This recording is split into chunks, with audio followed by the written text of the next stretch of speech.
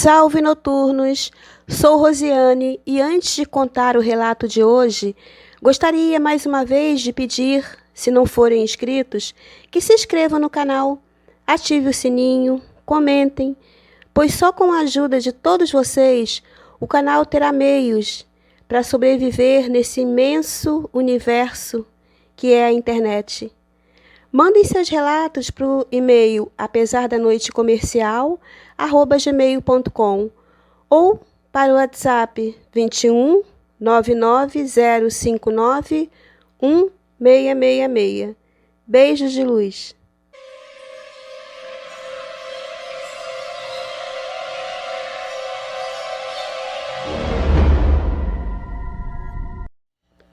Meu nome é Jorge.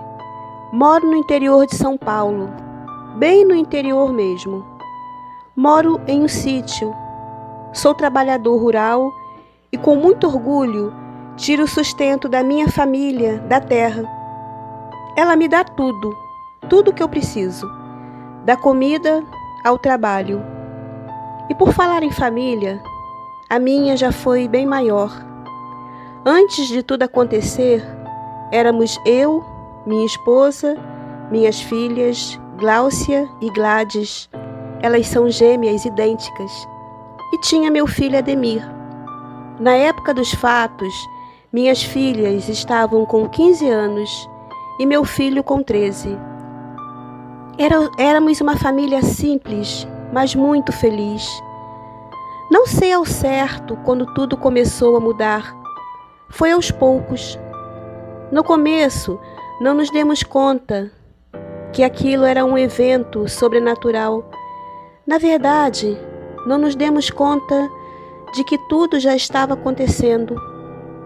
Quando percebemos, estávamos dentro de uma situação tão bizarra que ficamos sem saber o que realmente poderíamos fazer. Não sabíamos como agir diante daquela situação. Não pude defender minha família, pois não sabia que cara o inimigo tinha. Tudo começou em um domingo, que parecia ser normal. Fomos à igreja, voltamos para casa, almoçamos. Após o almoço, minha mulher e eu resolvemos descansar um pouco. Meu filho Ademir perguntou se podia ir na casa de um amigo de bicicleta. Não achei nada demais, pois aquela região era muito tranquila e meu filho estava acostumado com aquele lugar. Fui descansar com minha esposa. Minhas filhas foram para seus quartos.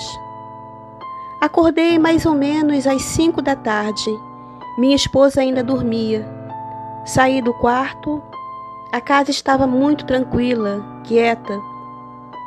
Quando passava pela sala, percebi uma luz vindo do lado de fora. Abri um pouco a cortina e vi de longe, para o lado da mata, uma forte luz, às vezes roxa, às vezes azul. Fiquei um tempo olhando para ver de onde aquela luz vinha. Minha filha Gladys entrou na sala e quis saber o que eu estava fazendo. Mostrei a luz a ela. Ficamos olhando e de repente a luz, como por magia, subiu em uma velocidade muito rápida, muito mesmo. Eu e minha filha seguimos para a cozinha, comentando o que seria aquela luz estranha. Um pouco mais tarde, minha esposa se juntou a nós e ficamos ali ainda falando da luz. Foi então que pedi à minha filha Gladys para chamar os irmãos, pois o lanche já estava na mesa.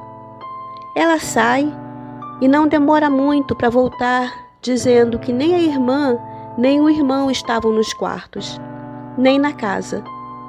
Estranho, pois a casa estava toda fechada. E Gladys disse que a irmã estava até há pouco no quarto. Lembrei então que meu filho tinha ido para a casa do amigo e fiquei mais tranquilo. Mas o fato da minha filha Gláucia ter sumido de dentro de casa com tudo fechado era muito estranho.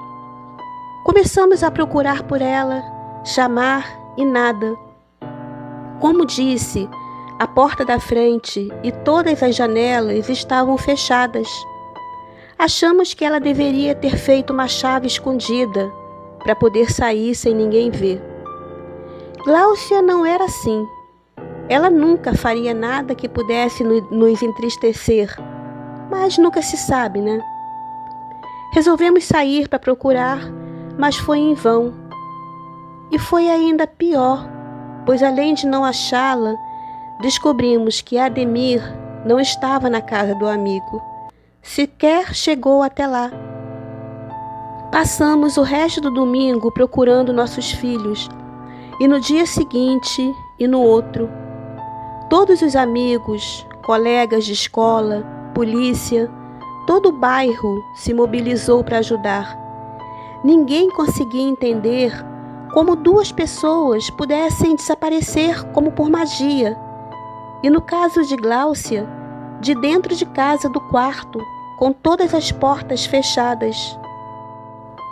4 dias depois de tanta procura e agonia, de desespero, angústia, medo e tristeza, o nosso telefone toca e minha mulher corre para atender ansiosa. Um homem falando espanhol se identifica como Pablo. Diz que está falando de uma cidade chamada Salto, no Uruguai. E é um policial. Pergunta se temos uma filha chamada Gláucia. Minha esposa começa a chorar. Pega o telefone tremendo. E o policial me faz a mesma pergunta. Respondo que sim. E para o meu espanto, ele diz que minha filha está com eles. Devido ao idioma, não consegui entender direito o que aconteceu. Para mim, o mais importante era que minha filha estava viva.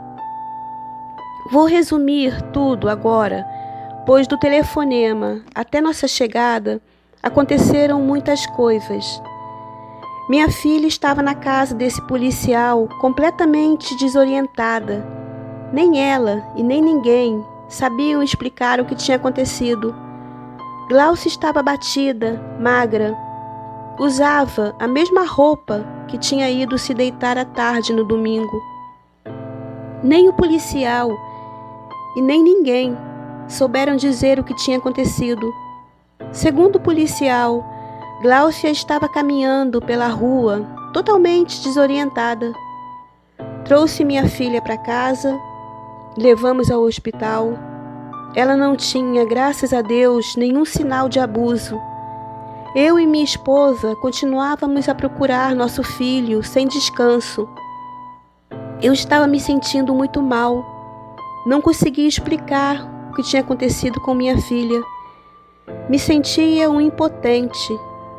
Cada dia que passava sem meu filho, me sentia mais miserável. Me culpava por não ter sido um bom pai e nem um bom esposo. Gláucia passou a ter pesadelos constantes, mas não conseguia se lembrar de nada. Eu e minha esposa chegamos à conclusão que ela tinha mesmo feito uma cópia da chave, fugido com alguém para outro país, que tinha sido só uma fuga que deu errada. E quanto ao meu filho, achava que ele poderia ter visto alguma coisa sem querer e alguém o levou. A polícia também achava isso. Algumas noites depois, acordei com um enorme clarão no meu quarto. Percebi depois que a luz vinha de fora, do corredor. Então me levantei para ver o que era. Quando estava para abrir a porta, minha filha Gláucia entra correndo e gritando, dizendo que tinha um homem lá. Minha esposa acordou e minha filha Gladys também. Gláucia estava em pânico. Ela não falava coisa com coisa. Fui correndo no quarto dela para ver quem estava lá. Então vi de novo aquela luz forte. Percebi que ela não vinha do corredor, e sim do quarto de Gláucia. A luz se movia como se tivesse vida própria. Entrei no quarto e a vi saindo pela janela, mesmo ela estando fechada. Depois daquela noite, minha filha Gláucia ficou ainda pior. Os pesadelos eram mais constantes. O médico recomendou que procurássemos um psiquiatra. Foi o que fizemos. Gláucia começou a fazer o tratamento. Ela começou a se lembrar de algumas coisas, só que eram pensamentos confusos, que não faziam nenhum sentido, nem para o médico e nem para mim. Só foi fazer sentido para mim quando ela começou a se lembrar de uma luz entrando em seu quarto. O médico sugeriu uma regressão. Segundo ele, Gláucia parecia ter sido vítima de uma abdução. Então, sobre hipnose, ela finalmente contou a seguinte história, que para mim era muito extraordinária. Ela estava deitada, mas não estava dormindo. Era domingo, tarde tranquila. Eu e minha esposa estávamos no quarto descansando do almoço. Nosso filho tinha ido de bicicleta para a casa do amigo. Gladys estava deitada no quarto do irmão. Gláucia estava quase para pegar no sono quando viu através da janela, que estava fechada, uma luz muito forte. Ela estava para se levantar, para ver o que era, quando a luz entrou no seu quarto e de repente ficou tudo muito mais claro, tanto que ela tapou os olhos com as mãos. Então a luz a envolveu e ela começou a levitar, indo na direção da parede. Ela tentava sair, se segurar em alguma coisa, mas não conseguia. Ela estava flutuando, envolvida por aquela luz. Então ela sentiu seu corpo atravessando a parede, que ficava próxima à janela. Depois ela se lembra de estar deitada em uma espécie de maca, em uma sala toda branca. Tinha 5 homens em volta dela. Eles pareciam humanos normais, tirando o fato de serem muito altos, extremamente louros, olhos azuis e pele muito clara. Um deles começou a falar com ela. Disse que não a faria mal. Ele falava sem mexer a boca. Ela sentia sua voz na sua cabeça e ele lhe transmitia muita calma. De repente, um deles se afastou e ela pôde ver seu irmão, Ademir, deitado na outra maca. Nesse momento, ela começou a entrar em pânico, tentar se levantar e a gritar. Então um deles lhe deu algo para beber, um líquido verde, e imediatamente ela se acalmou e dormiu. Depois ela se lembra de estar vagando por um lugar que ela não conhecia, até ser achada e levada por policiais. Gláucia fez várias sessões e sempre contou a mesma coisa. Resolvemos manter tudo isso em segredo. Somente o médico sabia e acreditava na minha filha. Continuamos procurando nosso filho. Nossa vida nunca mais foi a mesma. Em 3 anos, Gláucia desapareceu mais 2 vezes da cama onde dormia. Nessas 2 vezes, ela apareceu de novo na cama, em casa. Em uma dessas vezes, ela disse que viu Ademir. Pediu para que parássemos de procurar por ele, porque ele não ia voltar. Mesmo assim, nunca paramos. Como disse, minha filha desapareceu e apareceu de novo mais 2 vezes. Todas as vezes que isso acontecia, víamos a luz pela janela.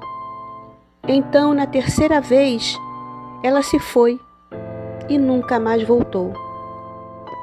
Em abril, fez 51 anos que não vejo minha filha e 54 que não vejo meu filho. Aqui, a vida seguiu independente da nossa dor. Gladys se casou, teve filhos, netos. Há alguns anos, perdi minha esposa. Hoje, sou bem idoso. Estou tranquilo, resignado com a vida que tive. Grato pela minha família, pelos meus filhos. Sei que 2 deles estão em algum lugar desse imenso universo. Às vezes, olho para cima, para o céu, e fico imaginando se em algum lugar, perto de alguma estrela, existe um pouco de mim lá. Se tenho netos, quem sabe? Não culpo ninguém pela vida que deixei de ter com os meus filhos. Não sou sábio o suficiente para entender por que meus filhos nasceram aqui e tiveram que viver lá. Dei todo amor que pude para Gladys e meus netos. Não conseguimos entender certas coisas e às vezes é melhor que seja assim. Não sei se verei meus filhos antes de partir, mas acredito que além desse mundo que conhecemos, existem vários que não conhecemos. Meus filhos estão em algum deles e, como pai, só desejo que estejam bem e felizes. Assim pensando, sinto somente saudade e não dor. Obrigada, Rosiane, por esse canal tão bonito. Gratidão. Beijos de luz. Tchau, noturnos.